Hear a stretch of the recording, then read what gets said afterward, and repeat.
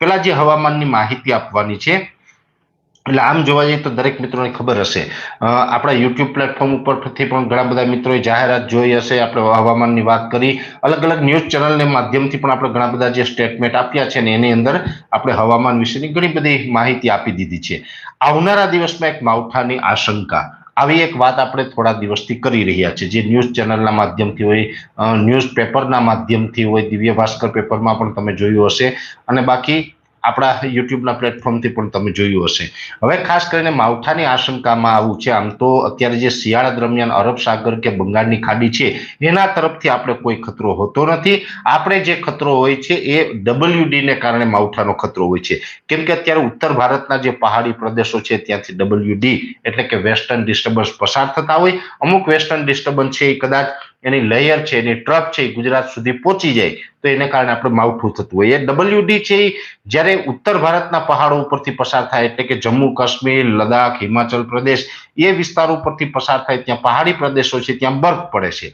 જ્યારે એનો ટ્રફ ગુજરાત ઉપરથી પસાર થાય તો આપણે માવઠાના ઝાપટા પડતા હોય છે. જોકે WD છે એ જ્યારે પણ આપણી નજીક આવે, એટલે અત્યારે સ્વાભાવિક રીતે ઉત્તર પૂર્વના પવન હોય, પણ અત્યારે WD નજીક છે, અત્યારે પવનની દિશા પણ થોડી થોડી બદલાણી છે, જેને કારણે આપણે તાપમાનમાં થોડો ઘટાડો પણ ગઈકાલથી જોવા મળ્યો છે. જોકે આ ઘટાડો બહુ લાંબો નહીં ચાલે, ટૂંક સમયમાં ફરીથી પાછી ઠંડી આવવાની છે, અને એમાં પણ ઠંડી છે આ જાન્યુઆરી મહિનાની 26 થી 30 તારીખમાં તો ભૂકા કાઢી નાખશે.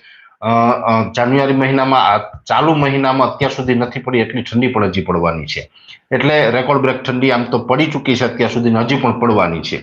સિંગલ ડિજિટમાં તાપમાન જશે. પણ આ WD છે જ્યારે પણ પસાર થતું હોય ત્યારે પવનની દિશા બદલાય તો ઉત્તર પશ્ચિમની થઈ જતી હોય, એને કારણે ધુમ્મસ અને ઝાકળ જેવું આપણે જોવા મળતું હોય. આજે પણ જોવા મળ્યું હતું. હજી આવનારા 2-3 દિવસ સુધી આ ઝાકળ છે એ જોવા મળશે. જોકે એ ઝાકળ જોવા મળશે, પણ એ સાથોસાથ આ WD નો જે ટ્રફ ગુજરાત સુધી પહોંચી રહ્યો છે એને કારણે આપણે થોડા દિવસ પહેલા પણ જણાવ્યું હતું કે 21 થી 26 તારીખ વચ્ચે કોઈ કોઈ જગ્યાએ છૂટાછવાયા માવઠાના ઝાપટા પડે તેવી શક્યતાઓ છે. જોકે 21 થી 26 એટલે બધા જ દિવસ, 5-5 કે 6-6 દિવસ નથી પડવાના. કદાચ એવું લાગી રહ્યું છે કે 23, 24 અથવા તો 25 આ ત્રણમાંથી કોઈ 1.5-2 દિવસ એવા હશે કે જેમાં છૂટાછવાયા ઝાપટા પડશે, ને ઝાપટા પડવાની શક્યતાઓ પણ સૌરાષ્ટ્રના સીમિત વિસ્તારોમાં હશે. છૂટાછવાયા કોઈ કોઈ જગ્યાએ ઝાપટા પડશે. પછી કચ્છના વિસ્તારની અંદર થોડુંક સૌરાષ્ટ્ર કરતા વધારે ઝાપટાની શક્યતા છે, અને એક ઉત્તર ગુજરાતમાં, એટલે ઉત્તર ગુજરાત અને કચ્છના ભાગોની અંદર આ ઝાપટાની શક્યતા થોડીક તીવ્ર જોવા મળશે. બાકી છૂટાછવાયા સૌરાષ્ટ્રમાં ઝાપટા જોવા મળશે. મધ્ય ગુજરાતમાં પણ ક્યાંય ક્યાંય છૂટાછવાયા ઝાપટા જોવા મળે તેવી શક્યતાઓ. દક્ષિણ ગુજરાતમાં બહુ શક્યતાઓ નથી, પણ ત્યાં વાદળછાયું વાતાવરણ થાય એને કારણે એકલ દોકલ વિસ્તારમાં ક્યાંય ઝાપટું પડે એ વાત અપવાદરૂપ રહેશે. એટલે આ રીતની હવામાનની કન્ડિશન રહેવાની છે, જેની દરેક મિત્રોએ નોંધ લેવાની છે. ઘણા બધા મિત્રો એવું પૂછી રહ્યા છે કે દેવા માફીનું શું થયું. દેવા માફીની આપણે તીવ્ર માંગ છે એ કૃષિ મંત્રી સુધી પહોંચાડી છે. અત્યારે પણ આપણું આંદોલન ચાલી રહ્યું છે, પણ સરકારે હજુ દેવા માફી માટે તૈયારી નથી બતાવી, અથવા તો સરકાર દેવા માફી કરવા માટે તૈયાર નથી થઈ. એટલે દેવા માફી છે હું તો નથી કરી શકવાનો. ઘણા બધા મને ઘણા ટાઈમથી કોમેન્ટ આવી કે પરેશભાઈ તમે દેવા માફ કરી નાખો, પણ હું ના કરી શકું. જો મારા હાથમાં હોય તો કરી જ નાખ્યું હોત. સરકારના હાથમાં છે, હું સરકારને રજૂઆત કરી શકું, લડી શકું. એટલે ઘણા ટાઈમથી લડું છું, રજૂઆત કરું છું, પણ સરકારે હજુ દેવા માફી કરી નથી. હું આશા રાખું કે સરકાર કરે તો દરેક ખેડૂતને ફાયદો થાય. એટલે જે દેવા માફીની કોમેન્ટ કરી રહ્યા છે એ મિત્રોને આ ખાસ વસ્તુ સમજવી પડશે.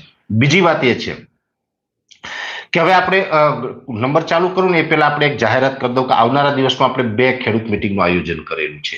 ખેડૂત મિટિંગનો હેતુ શું છે એ હું વાત કરું એ પહેલા હું આપણે ખેડૂત મિટિંગ વિશે જણાવી દઉં. પ્રથમ ખેડૂત મિટિંગ છે એ છે તારીખ 20 જાન્યુઆરી 2026 અને મંગળવારના રોજ. સમય છે બપોરે 3 વાગ્યાનો. મિટિંગનું સ્થળ છે રામજી મંદિર, ગામ છે કટાવધામ, તાલુકો સુઈગામ અને જિલ્લો વાવથરાદ. આ પ્રથમ મીટિંગ. બીજી મીટિંગ છે 21 જાન્યુઆરી 2026 અને બુધવારના રોજ. સમય છે બપોરે 3 વાગ્યાનો. મીટિંગનું સ્થળ છે શ્રી રામ તુલસી ગૌશાળા, બેટાલિયા રોડ, ગામ નારોલી, તાલુકો થરાદ અને જિલ્લો વાવથરાદ.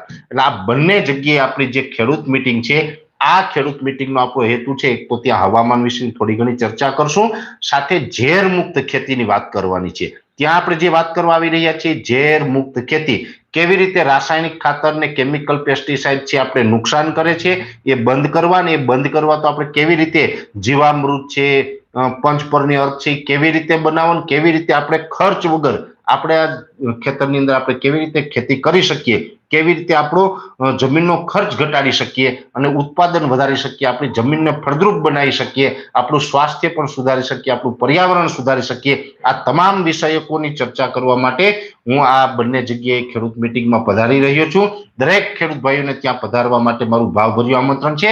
ત્યાં આપણે હવામાન અને ઝેર મુક્ત ખેતી વિશે તો ચર્ચા કરશું, પણ સાથે સાથે આપણે બધા જ આપણે ખેડૂત પરિવાર છે, એક પરિવારના છે, તો બધાને રૂબરૂ મળવાની મારી ગણતરી હોય જ છે.